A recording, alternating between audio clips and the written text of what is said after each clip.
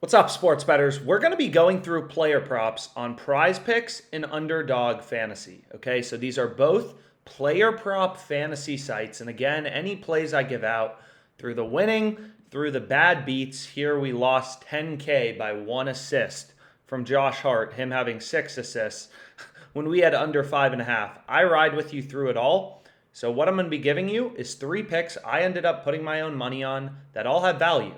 So let's go ahead and let's get into it. The first play I do want to look at is Davis Mills.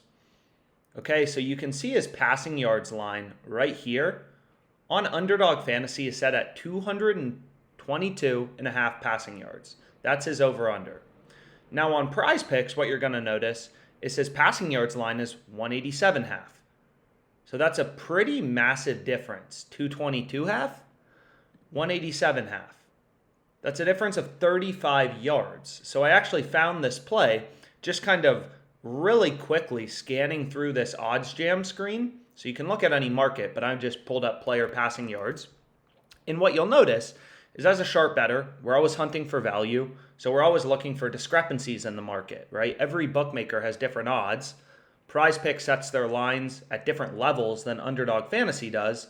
So when these are the first two sports books posting NFL player prop odds for the upcoming Sunday, we want to ruthlessly compare lines between bookmakers and hunt for value. So here we can see a play on Dak, right? Dak Prescott, his line, his over-under for passing yards is set at 249 half on PrizePicks. It's 266 half on Underdog. So if we go here and you go to Dak, 249 half, exactly as OddsJam said. And then if we go here, 266 half. So that's a pretty big difference, right? It seems like Underdog opens lines in general significantly higher than PrizePicks, right? And PrizePicks opens it significantly lower. So here's a 20-yard gap in Matthew Stafford, 7-yard gap in Derek Carr. Once again, Underdog is the one with their line high.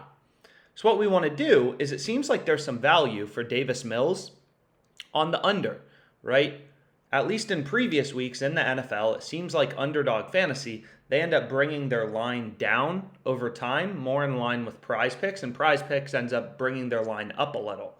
So let's say for Davis Mills, his actual passing yards line, once the sportsbooks post odds, is going to be around 200 passing yards. So being able to get under 222 half is pretty incredible value. So this is the first play I ended up going with. So the next play I ended up going with is right here. So this is just an NBA player prop with an 8% profit margin.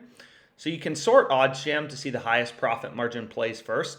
But you can see right here, Patrick Williams, under 4.5 rebounds, bet in bold with a circle around it, that's the play we want to be on, is great value on Underdog Fantasy in a 5-pick entry, right?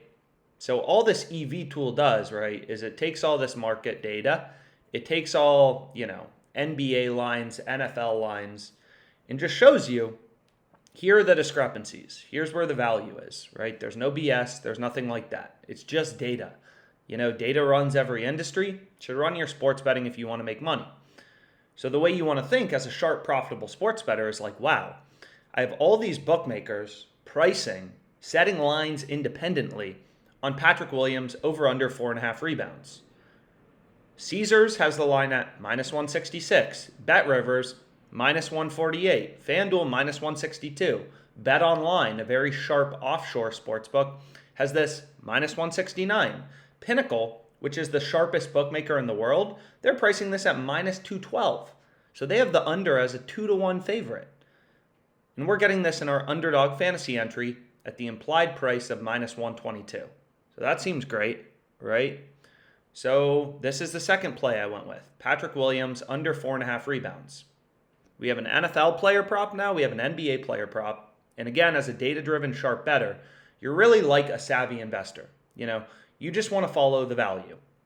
You don't just want to bet on things for the sake of betting on things in the same way an investor doesn't just buy and sell things to make time go, right? Like you want to follow the value and hunt for plays with an edge. So you want to look for spots where you can get a play on Underdog that all the sports books have as a heavy favorite. Here it's like we have so many data points telling us all these sports books, their sophisticated models, all the action they're seeing in the market, they're all telling us this line should be set, minus 150 to minus 210. So maybe the market consensus is somewhere in the middle, like minus 170, without VIG, minus 145. So just scanning the market as a rational sports bettor, no math involved, nothing about calculating your profit margin, it should be very clear that being able to get Patrick Williams under 4.5 rebounds at minus 122, which is exactly what you're getting in a 3-pick entry on Underdog, minus 122 implied odds in a 3-pick or a 5-pick entry, this is absolutely a play we want to be all over. So again, another thing I recommend doing is syncing your sportsbooks with OddsJam. So you can use the bet tracker for free, and you can now sync sportsbooks directly. But a lot of people, you'll notice on Underdog, if we just go to results, we do go on losing streaks, we go on winning streaks. Here it looks like we lost this 5-pick entry to win 5K by Cade Cunningham having 3 3-pointers. Sometimes it can be frustrating to follow value, follow the math, find plays with an edge, because you can still go on losing streaks, right? There's still variance. Just because a play has an edge doesn't mean it's guaranteed to win. People who say the word lock in sports betting, locks aren't a real thing, right? Any bet can lose. Any bet comes with risk. It's about finding plays with an edge where the bet justifies, or the value justifies, risking capital on it. So this Patrick Williams play, it still may lose, of course. If we go back here, this play can still lose. Pinnacle has the under as a 2-1 favorite, but that still means the over is 1 in 3 to occur, right? So it's not like this bet is guaranteed to win by any means. That's not what I'm saying. I'm just saying, following the value, it's very clear that this play has an edge in a positive profit margin given where the rest of the sports betting market is, right? We're just like a value investor, a sharp, savvy investor hunting through the market, looking for plays with an edge. So this is what I ended up going with.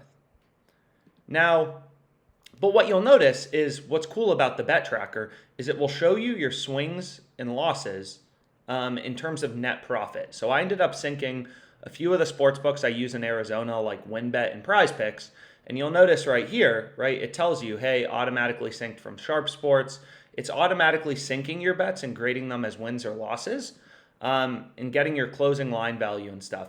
But it's useful because even though, we'll have down weeks, we'll have down days, we'll lose 4 or 5 Underdog entries in a row,